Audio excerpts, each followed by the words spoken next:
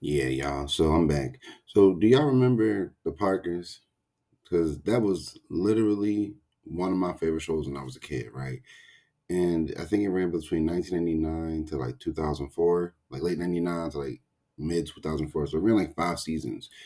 And the best part about the Parkers was the fact that it was one of the funniest shows on television, like bar none. Like at the time, it was one of the funniest black sitcoms on UPN all the way through and through. And believe it or not, it was the most watched African American sitcom all 5 seasons running its entire run.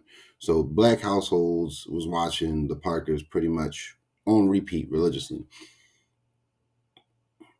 The thing that I wanted to talk about was the dynamic that I think a lot of people fail to understand. I did the same thing with Sinners, right? Where I was talking about the dynamic that the black community refuses to get because we kind of get lost in this idea that somebody got something this, and the third, which is very true. But the problem comes in when it's kind of told to people who don't really want to fit into that dynamic. And the reason why I'm doing the Parkers is because I've been currently going through the show on Netflix because I was like, man, that's nostalgia and a half for me, right? And I still love that show to this day. It still makes me laugh like I'm six again. Like, you see what I'm saying? And the thing that was like sticking out to me was now that I'm older and done been doing this YouTube thing for a little bit and being in conversations with people and seeing these type of things, the Parkers had one of the earliest dynamics of exactly what we kind of talk about. And this goes into the dynamic of Professor Stanley Ogilvy, played by Dorian Wilson, and Nicky Parker, played by Monique. And throughout the entire series, the topsy turvy. I don't even want to call them struggle love, but the back and forth with Stanley and Nikki comes off real grimy as an adult. Because, well, for one, he is a professor at the school, and Nikki is a student. Yes, they're both the same age, but Nikki is indeed a student regardless of everything. So there is rules against professors sleeping with their students, even if them niggas in real life do it anyway. But the dynamic of him not sleeping with a student is a little bit not as bad as people would like to point that out, because if he's actively trying not to sleep with a student, he's trying to keep his job. But because if he was trying to sleep with her, then they'd say he was a creep. You get what I'm saying? So there's this dynamic here on that reality, but then there's this other dynamic of the fact that, for lack of better terms, Nikki Parker is not physically what Professor Ogilvy is looking for. So obviously, he would also go out of his way to avoid that too. Now, saying that if Nikki was what he was looking for, would he sleep with her still?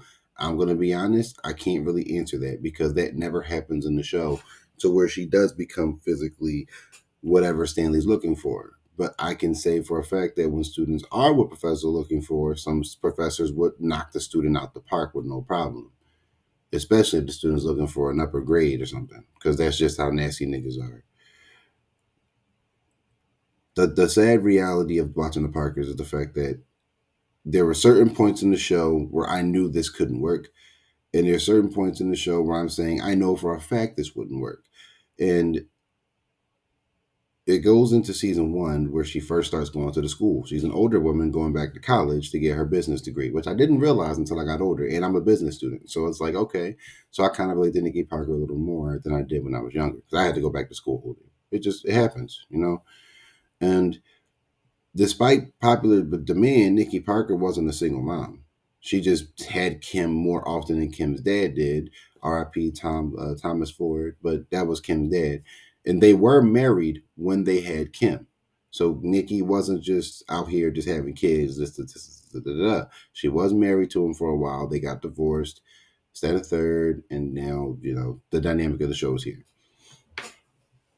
I think the best part about Nikki's dynamic is that Kim's an adult and they both go to college together. So we don't have to worry about them riding around Kim being a child anymore because obviously Kim was on Moesha as a teenage girl before she ended up being a college girl in the Parkers.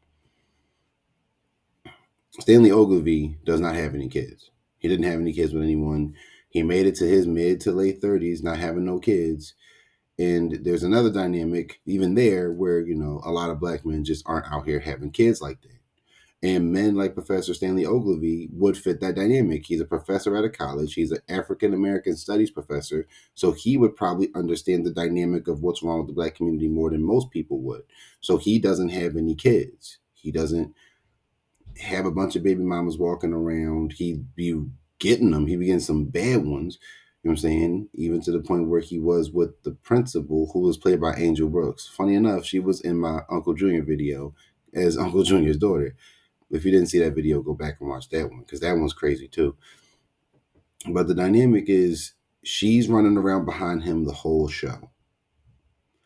And he's like, hell no. And for pretty good reason. If he's not attracted to her, why would he deal with her?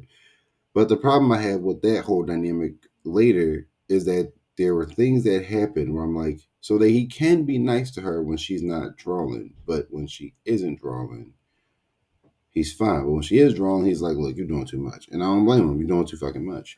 But it at the end of season 2, this is when it starts to get annoying for me. Because at the end of season 2, he has like this whole psychological situation going on where the psychiatrist he was talking to pretty much convinced him that he was in love with Nicky Parker because she finally started dating another guy and stopped chasing him around. So he was kind of like, well, damn, she not all over me. She not doing this, that, and the third. What's going on? And I was like, oh, they're doing this dynamic. I don't remember. As a kid, it went over my head. But now it's like, okay, now I see what they're trying to say. Now that she's no longer running behind him, now he's kind of like, well, what's wrong with me? Well, what's wrong with me? I'm Stanley Ogilvy. It's like, okay. So they're playing into this whole, push pull method, even if it doesn't make any sense because you're not even attracted to her. You just enjoyed the fact that you had a woman running behind you instead of you being the guy running around behind the woman. And let's be honest, as men, as black men especially, let's keep it a buck, it is attractive. We find that shit attractive. Let's just be honest here. We're not going to sugarcoat the show on the channel. We find that shit attractive, right? So when she started messing with the bull, he wasn't even Rick Fox. He just looked like Rick Fox for some reason. She was really into bull. Like she was going with him. She was going on dates with him. She was going to let him hit, but then she didn't. And Professor Ogilvy starts running around behind her, trying to get with her, doing all these things. He's got Brian McKnight performing for her, and this, that, and the third. And she's just like, nah, bro, I ain't fucking with you because she was messing with the bull. She was feeling him because he actually wanted her. You know what I'm saying? And I don't blame Nicky for that.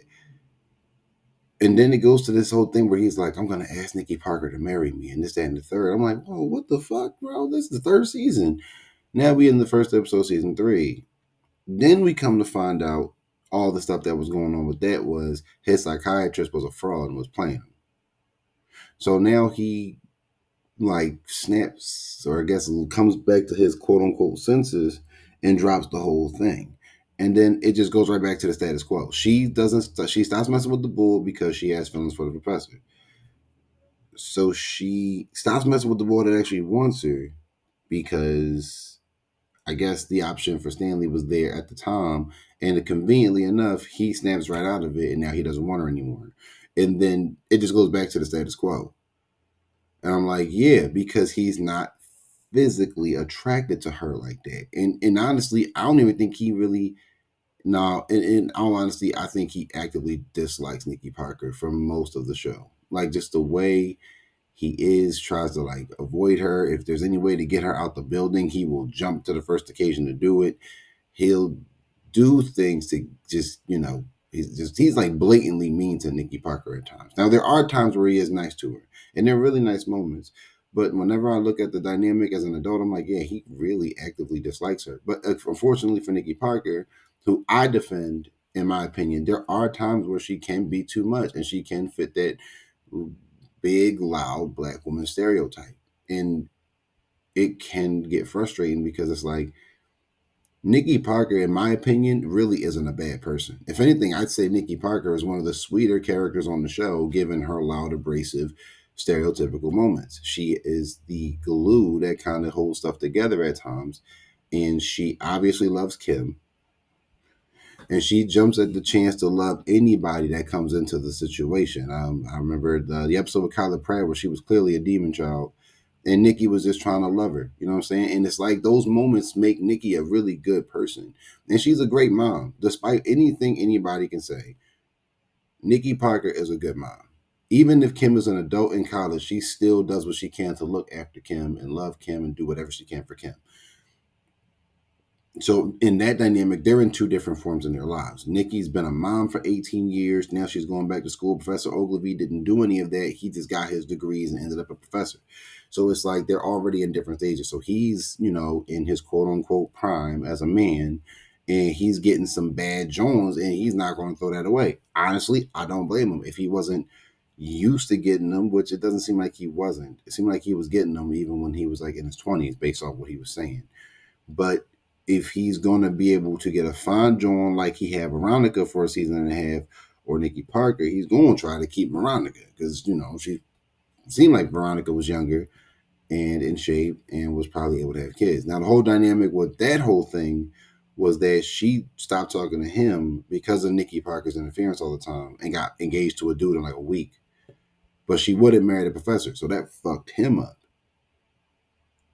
But it's like all these different weird dynamics that take place on the Parkers 20 plus years ago that are talked about on the internet now. It's hard to not really look at that dynamic of, a lot of larger, louder, more abrasive African American women are not usually the ones men want. We don't hate you. There's just a lot that comes with it. And it's not even to say that you are ugly, because I never thought Monique was an ugly woman. Even at her biggest, I said, Monique is pretty. She's a pretty woman. She was just on the larger end of the spectrum. That just is the reality of the situation. And there are dynamics in that show that come up about her size.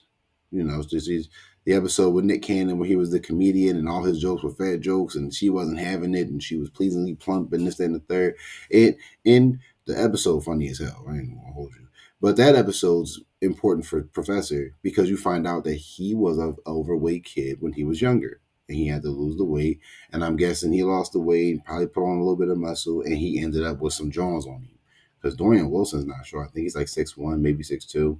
Brother, smart, put together. He can get them. Like, so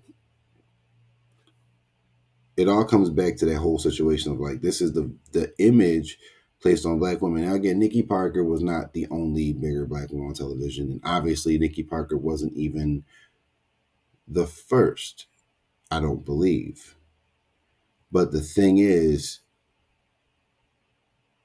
women like Nikki Parker swinging up to try to get a man like Professor Ogilvy, even if she's not a bad individual, it seemed like she didn't understand what he was looking for or wanted.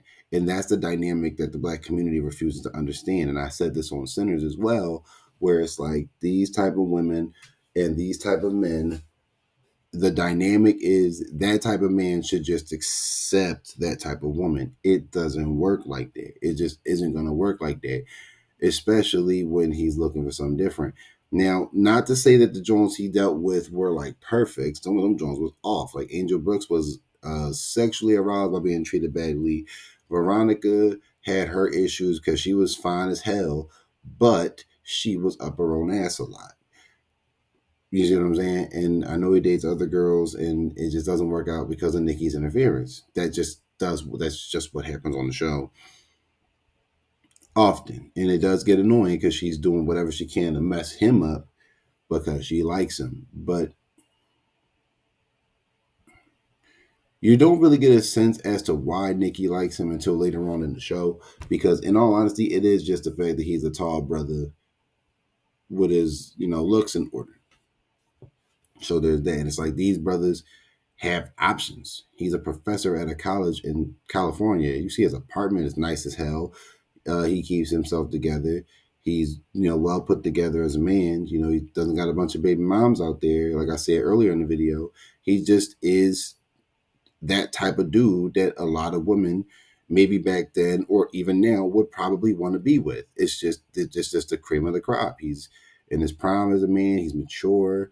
He's sophisticated. He's got his things together. He's got his own place. Probably got his own car. He does. We know that. And he teaches the next generation of adults. You know what I'm saying? That's like there's some leadership qualities in there. And that doesn't go to say that they don't eventually sleep together, because they do. There's a episode, I think it's the end of season 3, where he gets fired and he's in his oppression mode, and she's there supporting him, comforting him, whatever. And then he finds, like, you know what, I'm about to knock them loose, and then they do, and then that's the end of the season, and then the season picks up right from there, going into whatever's going on. But then they are kind of together, but he is an ass the whole time. And this is where I love the fact that she finally stood up for herself and was like, "Oh, you're not going to treat me like this, bro. You're not going to treat me like that." And it gets cut loose. And then back to the status quo. Mind you, that's just what it is. So she does get him his job back. She does fight for him to get his job back. If I remember correctly, he does get it. Then I believe in the last season, Nicky's seeing a dude, and this is me still going through the show, but I'm going through this dynamic. She's seeing a dude. She actually is about to get married to the dude. And then Professor Ogilvy is like, "Oh, no, no, no, no, no, no, no, no, no, no." And then interrupts the marriage. She calls it off. They get married. That's the end of the show. And I was like, he didn't want Nikki Parker the whole show, the entire run of the show. And the relationship that y'all were in earlier in the show shows y'all wouldn't work out because of the way he treats you. So the thing that I'm getting over, like the overzealous about, is the fact that he already showed you the type of dude he was if you were to be with him. That's another dynamic that the black community doesn't get either. Is he shows you the type of dude he is, or at least for that moment, given the situation he was in. I don't know if that's, he never gave off being like that before, but whatever. It just is it's a dynamic that you can't ignore. It's a dynamic that we can't ignore, and it's a dynamic that's still going on today, where women like that, Nikki Parker, they're not bad women, but they don't understand what the man wants in a situation. That type of man has options. That type of man has a nice, chunk of women he could choose from or be with, who are constantly religiously throwing themselves at him every day. So unfortunately, you're going to have to compete with those type of women, and it's not really addressed in that regard. Now, does that make men shallow in some instances? Probably. But if you have a lot of other qualities, but if you have the qualities of Nikki Parker, which are all great qualities, but you're also fit like those other women, you have a better chance at getting that dude. So it's like, you take Nikki Parker's personality and put her in. If Veronica and Nikki Parker switched personalities, he would have married Veronica in a heartbeat. She would have married him in a heartbeat. They'd have been together. But because Veronica was a piece of shit, it just wasn't gonna happen. You get what I'm saying? And the reason why I do Veronica is because he was with her like a whole chunk of the show, like about a season and a half. So that's pretty much like the whole dynamic. It's like the black community doesn't understand this problem. The problem of what black men are asking for, what black men are looking for, what black men would prefer, and just kind of throwing it out the window. Now that, again, this isn't it's all black women, but it's a community problem, and it's a little idiosyncratic at this point.